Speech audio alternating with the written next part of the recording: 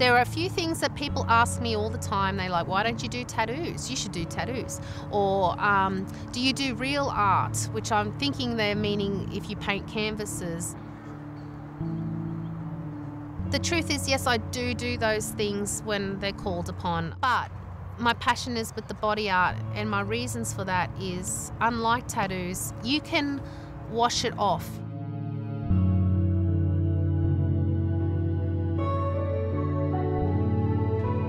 I've always been into art. During my school years, I would mostly draw horses and naked ladies and designing fashion in all my school books.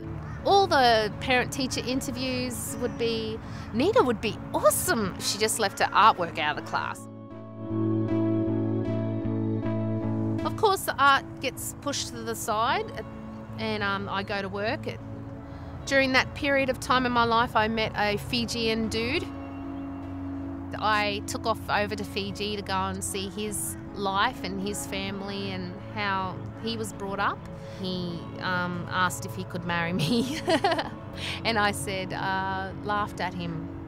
I said, yeah, maybe, I reckon. Eventually, when City and I were able to settle in Australia and everything was sorted out and we started living our life together, a year later I decided, and he decided, that we should try to have a baby. I fell pregnant with Aoife. He was beautiful and it was a wonderful time, and I felt on top of the world like most mums do. And then 6 months into it, I'm kind of feeling that I was going on a downward slope and I got very, very depressed. Eventually I came good. 2 years later we decided to have another baby. So we had young Lely. Right from the start, he was such a wonderful baby, but I wasn't coping. I just had a breakdown at home because I felt like I didn't love my children and that I was going to, that they may not even belong to me. I'd started to even disassociate myself with being a mother and having children. So that day I said to my husband, I think I need to go away and get some help. I'm going to ring my family and maybe you could go and have a break, which he did.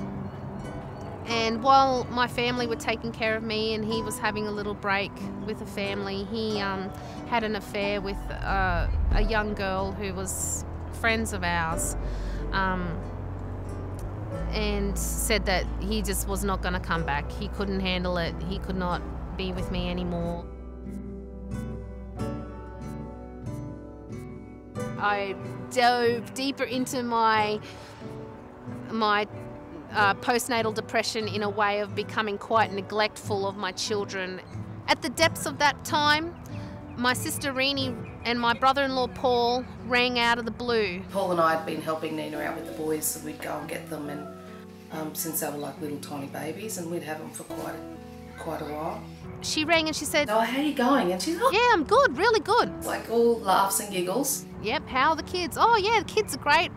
Even though she was doing that, I knew it wasn't good. And I went, "What are you talking about?" She goes, "I know."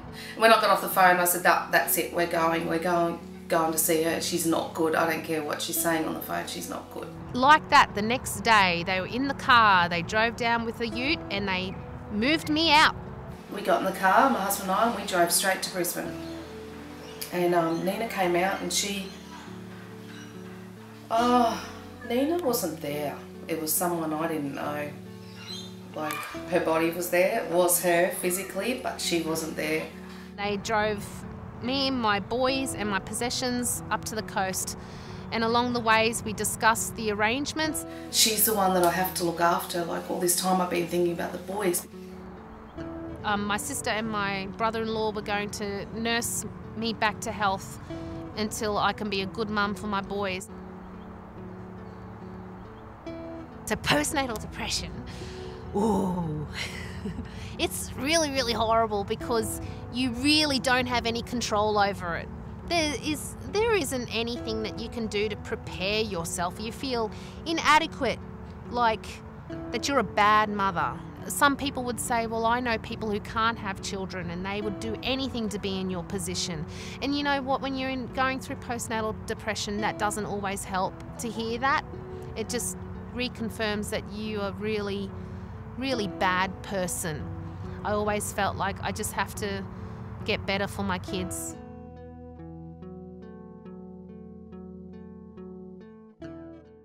A few years down the track, I had come good, and Renee said, hey Nina, look at this. And she opened the newspaper and there was the body art carnival happening in Newmundies, this big body painting competition. And she said, anyone can enter, let's just do it. And I'm like, what?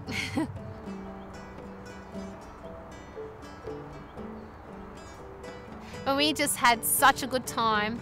It's the most memorable body paint of all was my very first one on Danny. I'd done a self-portrait on him, and the idea of it was going to be washed away and forgotten. So I'm kind of symbolising washing away my past. So when I'd done that carnival, got my encouragement award, it was like a light bulb went off in me that was like, wow, I just want to do this for a very long time. I'm most happy when I'm painting people.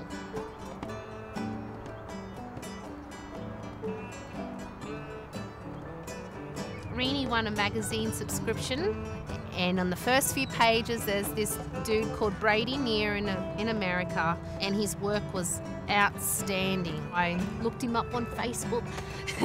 I wrote him a little note. And then from there, every day, we pretty much chatted backwards and forwards. And then eventually I just wrote to him and I said, I think you are going to come over to me and you're going to marry me, I think. And he said, yeah, I think I might. He came over for 3 months. I took him to meet my boys. My boys went hysterically excited over Brady. At the end of the 3 months, he's like, he couldn't be without us. And he went back to America, sold all his things and came over here to live with us. I had really disliked my body a lot through postnatal depression. I thought I was really ugly, I'm broken, I'm divorced. Who's going to want me? I've got kids, you know. When I started painting, I decided to paint on myself and look at myself in the mirror and look in the mirror, and instead of crying like I usually would when I saw myself, I was going to say some positive things. So I'd paint a pretty picture on my tummy over my scars, and I'd look in the mirror and I'd say, you know what, that bit's not too bad, that's actually quite all right, and I'm actually really good at art, this is really pretty. Look everybody, and I'd take photos of it and I'd show people and get their positive affirmations on my artwork. So through that, it was like just a real spiritual change in me, and body art helped me through that.